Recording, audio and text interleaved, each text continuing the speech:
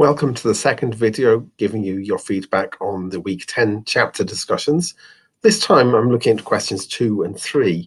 Question 2 was, in what ways did the Catholic Church change and develop in this period? The word reform could sum up the ways in which the Catholic Church was changing. There was a spirit from about the 10th, 11th century onwards that the Catholic Church needed to improve its behavior, improve the performance of its clergy, and also be more independent of secular rulers, of kings, lords, etc. The papacy, that is the office of the Pope, itself was reforming. In the 11th century, it was established that the Pope had to be elected by the cardinals, that is, by the chief bishops of central Italy, not appointed by kings, emperors, or local noblemen in Italy. Once this was established, it freed up the Pope to be more independent of those rulers, and he began to challenge the role of kings and emperors, most notably in the so-called investiture controversy of the late 11th century, when Pope Gregory VII challenged the German Emperor Henry IV, firstly over who should appoint bishops, and later the whole thing escalated into who ruled. Was it the king or the Pope? The Pope claimed the right to excommunicate and depose the king, that is the Emperor Henry, and Henry claimed the right to remove the Pope, to stand in judgment on whether Gregory was a legitimate Pope or not.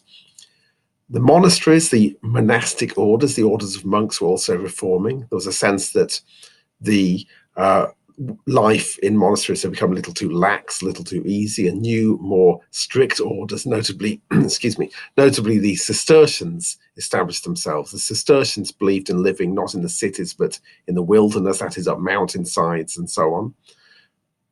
And they believed in sustaining themselves through their own labor, rather than devoting all their time to prayer and have peasants laboring on their fields. They themselves would do the labor.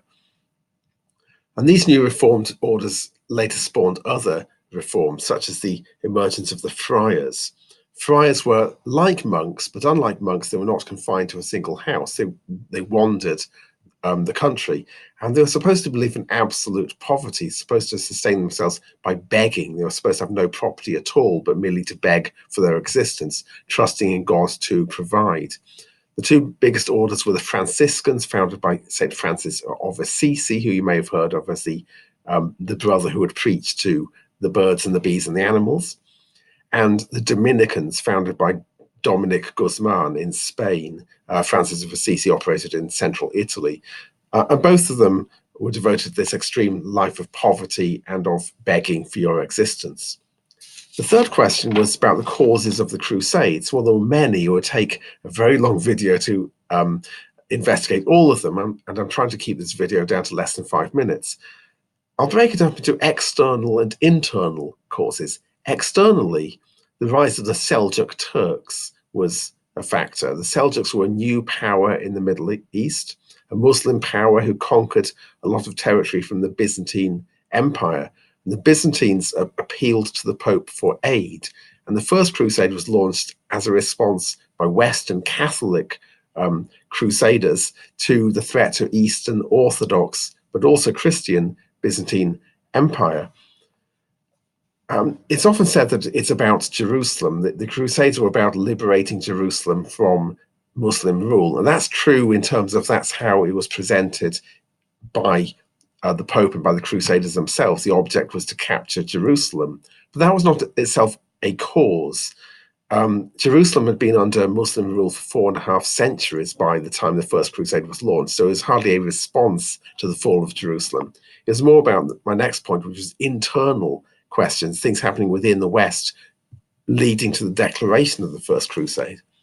These included the growing power of the Pope. The popes were becoming more independent and assertive as a result of their clash with the Holy Roman emperors. And it seemed to them natural that they could and should lead Christianity, including leading Christians in war against a common enemy, the non-Christian Muslims. Attached to that was the church's attempt to pacify and civilize the knights, the emerging class of warriors in the West who caused a lot of trouble for the church. And the church felt that by giving them the ability to fight a good Christian war against a non-Christian enemy, they would bring peace to the West and stop them shedding the blood of fellow Christians. And related to the Crusade is the idea of pilgrimage. Going to Jerusalem has nothing to do with the military situation the Byzantines were faced with against the Seljuks. It's an idea borrowed from pilgrimage. Pilgrimage was increasingly popular in the West. As the economy grew, people could afford to travel more. And the ultimate pilgrimage, the pilgrimage that carried the most spiritual benefit, was going to Jerusalem.